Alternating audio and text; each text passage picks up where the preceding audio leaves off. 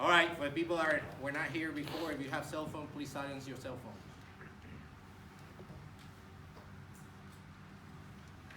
All right.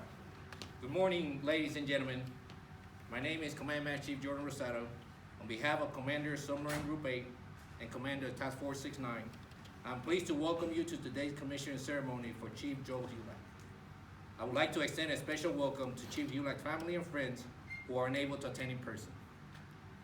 The commissioning ceremony you witnessed today is a reflection of the rich heritage of our Navy tradition. The ceremony is designed to strengthen the respect for dedication to service, which is vital to any military organization. Today's ceremony will commission Chief Hulack to Chief Warrant Officer. This is indeed a significant accomplishment. The competition for appointment was extremely keen, and only the very best of applicants were selected. Chief Hulack, his family, friends, and shipmates can be very proud of his outstanding accomplishment. It is my distinct honor to introduce the presiding officer and guest speaker for today's event, Commodore Ted O'Hara. Commodore O'Hara is a native of Trenton, New Jersey, and a 1994 United States Naval Academy graduate. He served on all classes of submarines and commanded USS Tucson from 2011 to 2014. In May 2019, he took command of Task Force 69 and concurrently served as the Deputy Theater Undersea Warfare Commander in the European and African Theater for Operations. Ladies and gentlemen, it is my great pleasure to introduce Commodore Ted O'Hara.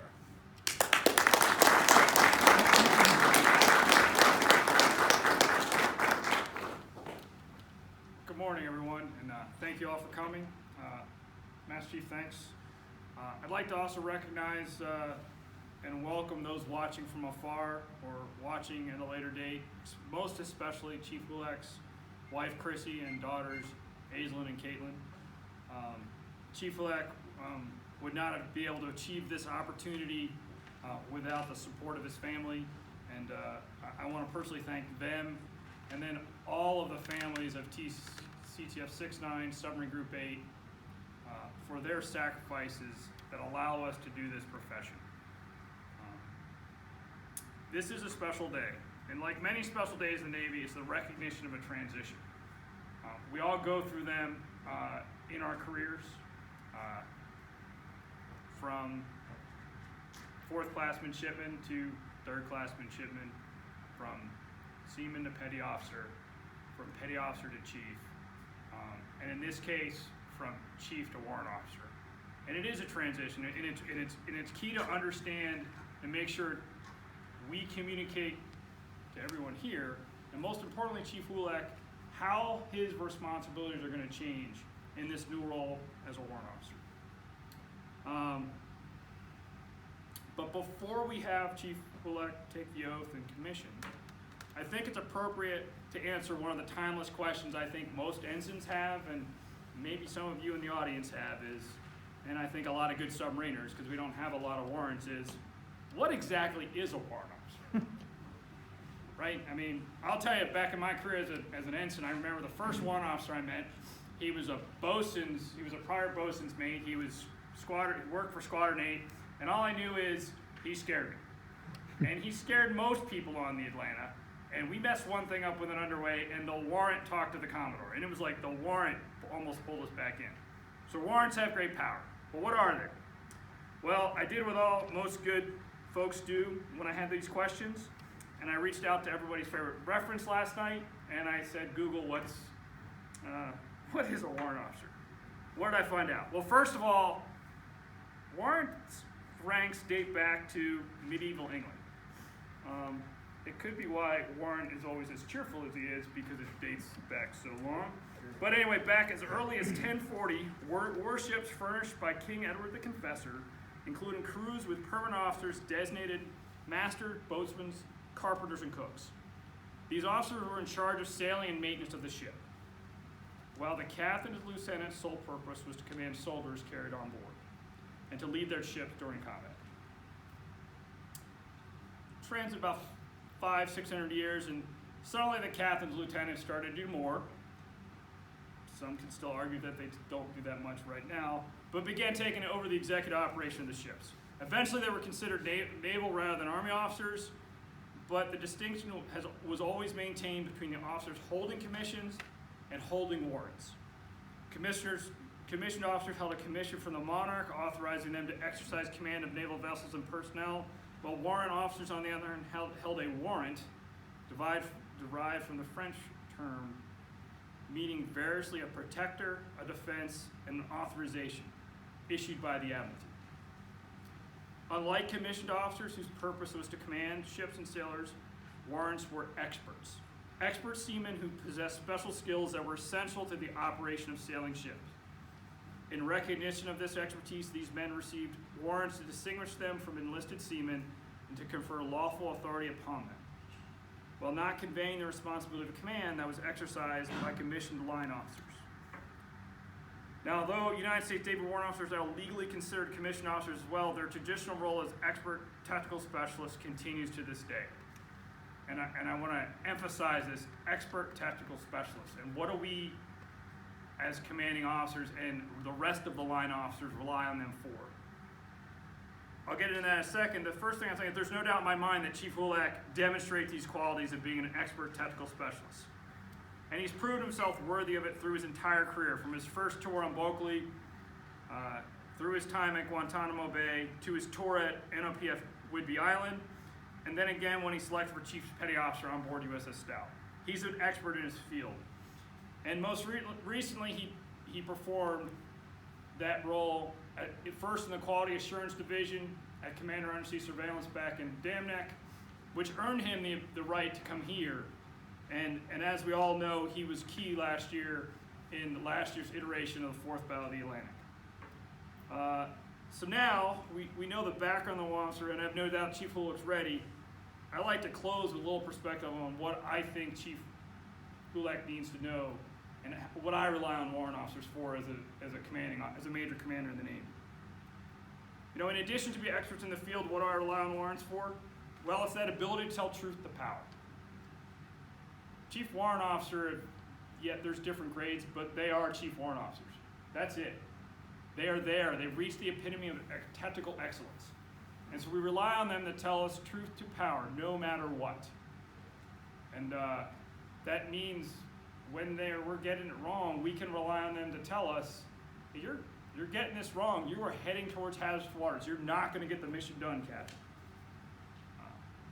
We rely on them to provide that alarm early enough so that we're able to use slight rudder orders to get the command back in the right direction.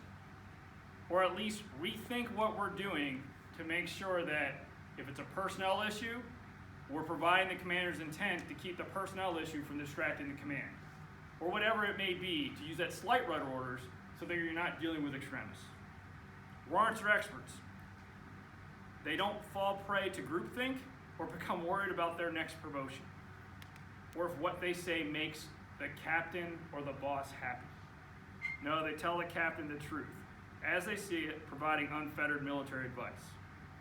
Chief Hulak, I know you're up to this challenge and this responsibility, and I want to congratulate you and your family on this accomplishment and for what you have done and what we expect you to do in the future. And without further ado, what I'd like to do is ask you to join me up here so we can recognize you for your service here at CTF 69, Submarine Group 8, and then commission you as a warrant officer.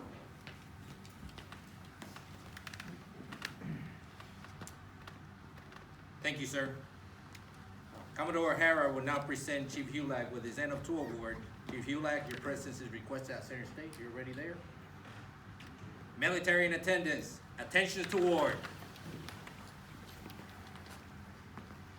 The Secretary of the Navy has awarded the Navy and Marine Corps Commendation Medal to Chief Sonar Technician, Surface Warfare, Joel R. Hulak, United States Navy, for meritorious service while serving as Assistant Officer in charge of Commander Undersea Surveillance Detachment, Naples, Italy, from July 2019 to October 2020, demonstrating deep expertise of the undersea surveillance infrastructure. Chief Hulak provided timely reports and invaluable recommendations to the Commodore Task Force 69 and the Commander, Naval Forces Europe Theater Undersea Warfare Commander, which were key to multiple successful theater anti-submarine warfare operations. A talented communicator, he served as the central node connecting Undersea Surveillance Command, Task Force 69, and allied nations, improving the flow of information in support of critical decisions. Chief Hulak's distinctive accomplishment, perseverance, and devotion to duty reflect that credit upon him and were in keeping with the highest tradition of the United States Naval Service. Signed, Commodore O'Hara, United States Navy. Clap.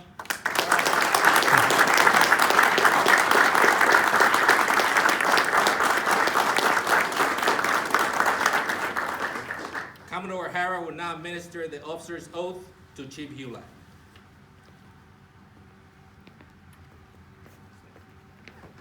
Raise your right hand.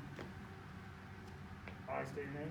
I, Joel Robert Tulak, Do solemnly swear do solemnly swear that I will support and defend the Constitution of the United States that I will support and defend the Constitution of the United States against all enemies, against all enemies, foreign and domestic, foreign and domestic, that I will bear true faith and allegiance that I will bear true faith and allegiance to the same, to the same, that I take this obligation freely that I take this obligation freely without any mental reservation without any mental reservation or purpose of evasion, or purpose of evasion, and that I will well and faithfully and that I will well and faithfully discharge the duties discharge the duties of the office of the office on which I'm about to enter. of which I am about to enter. So help me God. So help me God. Congratulations.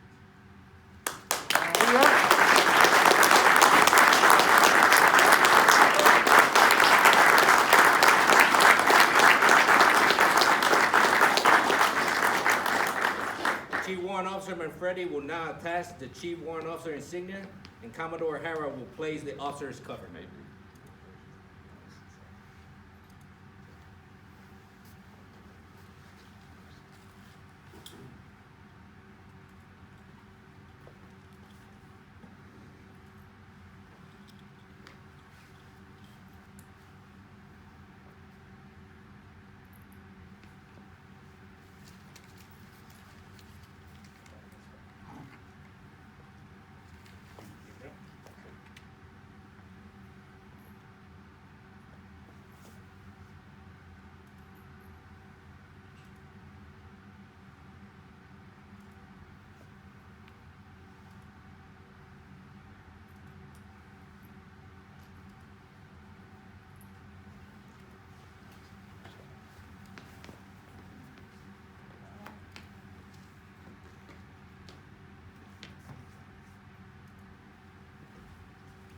Ladies and gentlemen, Chief Warrant Officer Joel Hulak, United States Navy.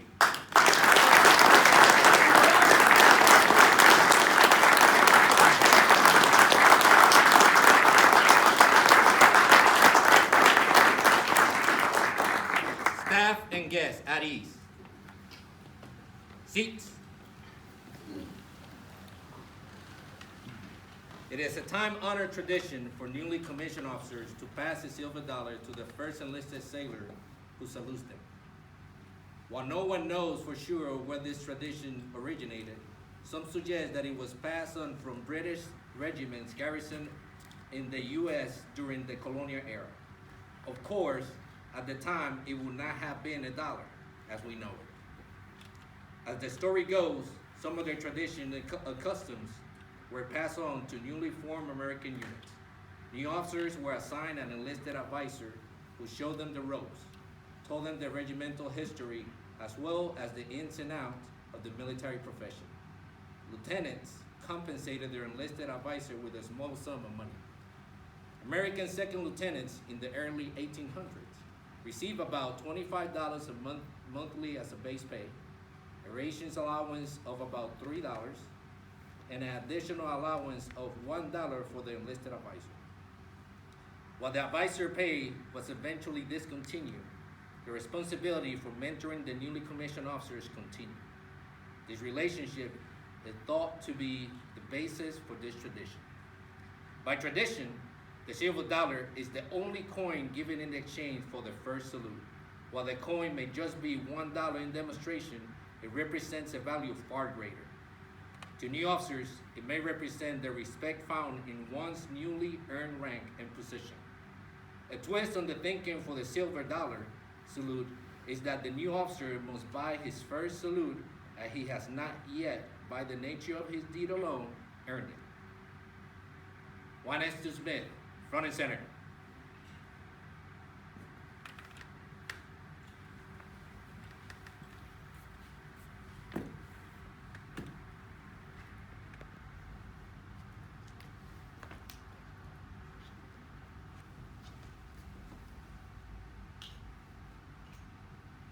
Request permission to carry on, sir.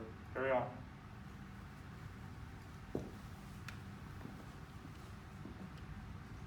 Chief Warrant Officer Hulak, the floor is yours.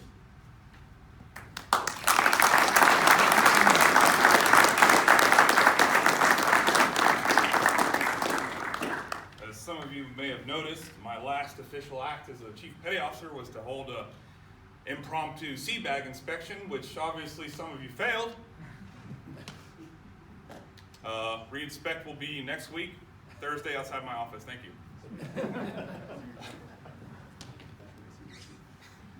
Yeah. Commodore, officers, chiefs, former shipmates, friends. Man. Thank you for coming. Of course, I need to thank my family, my parents, my sisters, my brother. Hopefully you get into the academy. I'm pointing at you, William. And obviously my wife and my kids for putting up with me being gone for, obviously for my parents 18 years, for, my wife and kids, all the underways, all the duty days, all the, the late nights. Thank you for putting up with it. Someday I'll make it up to you.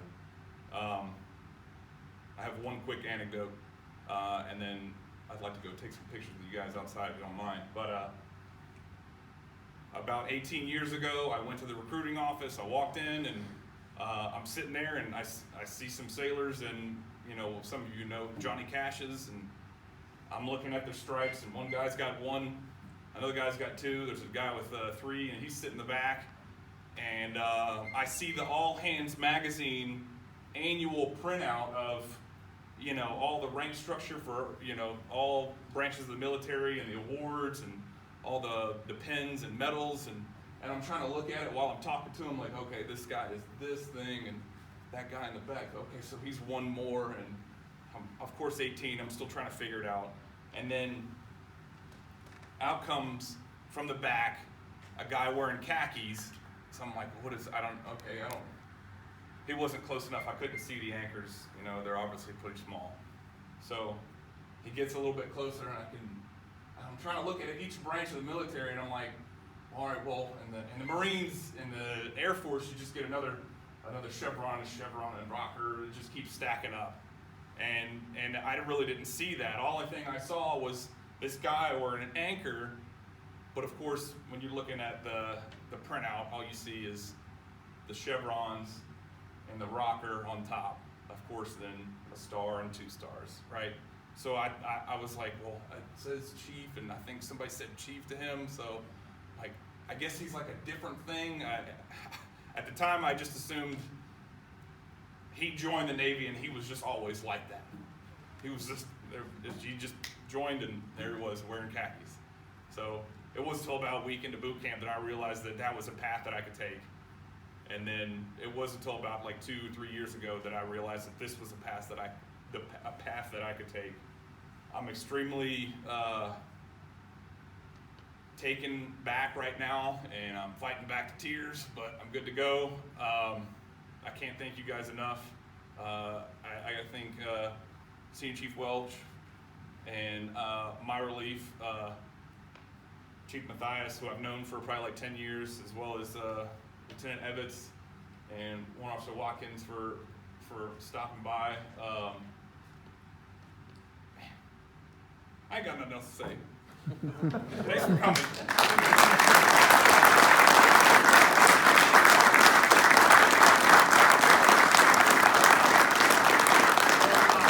Yeah, roll tide. Thank you, Warrant. Not for like that. I gotta support. And this concludes today's ceremony. On behalf of Warren Ulak and his family, thank you for attending. Chief Warrant Officer Ulak would like to invite all chief and officers outside by Eddie the Eagle to take a picture. Dismiss.